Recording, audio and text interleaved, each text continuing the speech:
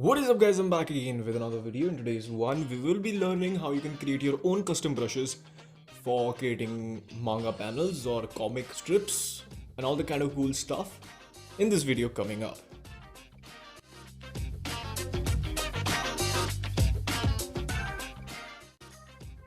So before starting off with the video, I just wanted to mention that this video was made on a request or more of a question from one of my subscribers who commented on my video, the one which I uploaded a month ago, and he basically asked the set of brushes I would recommend to use for creating your own manga.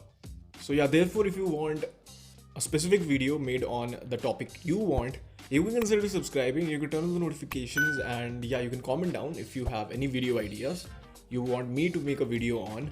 So yeah, enough with that, let's get started with the main video. So the first part of this video will include how to create your basic brush for inking, line art, cross hatching, mid-tones or high tones.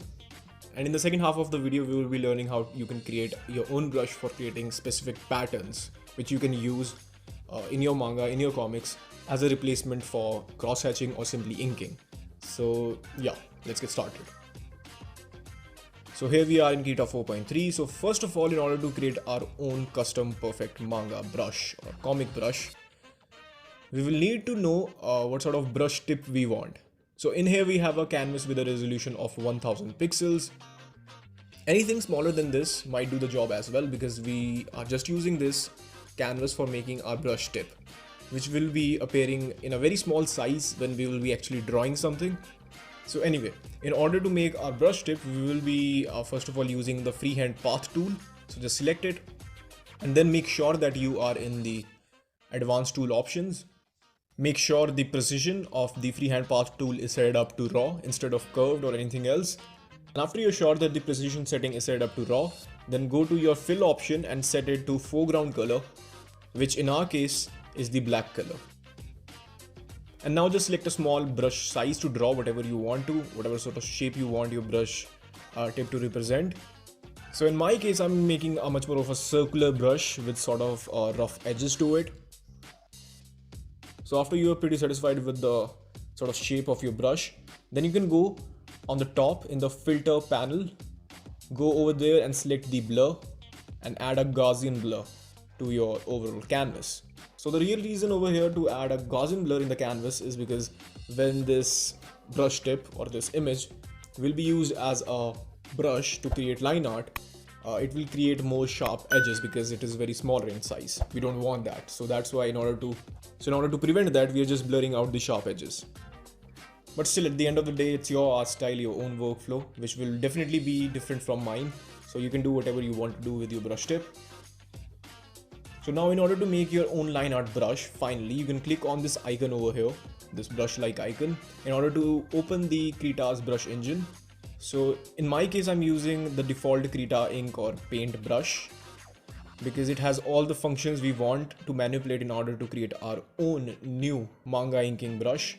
So if you go to the brush tips section, then in the predefined, you will see a lot of pre-existing brush tips over here, which is provided by Krita itself. Obviously, you can use one of these if you want to for yourself, or you can just add your own custom ones. For adding your own custom brush tip, which we just created on the canvas, for that, go to the stamp with the plus icon, and as soon as you click on it, there will be an option to add your current image as a stamp for your brush tip, basically. And now if you go back to your brush engine again, you can see there is a new tip added. And on the right hand side, you will see a testing area where you can see how your brush will appear on a canvas.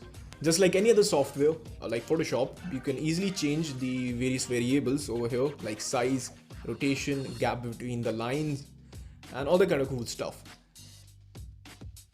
So if you jump to the size section in the pressure option, if you see carefully, there is a graph over here which influences the size of the line strokes you will be making when you will be pressing harder on your drawing tablet.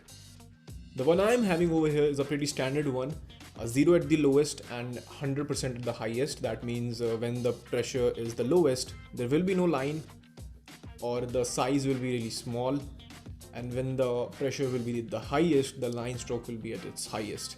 That's pretty much it. But in order to add a little bit of variation to it, I tend to add a little curve so that you have a little variation in the line thickness, just like this. As I said, you can use any pattern if you want to. Similarly, I'm using a different one, and it seems to be perfect for creating cross-hatching and inking and all the kind of cool stuff.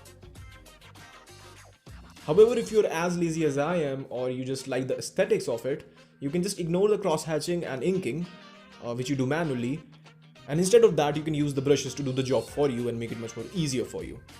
Yeah, I'm talking about the second portion of this video, how to create patterns using brushes.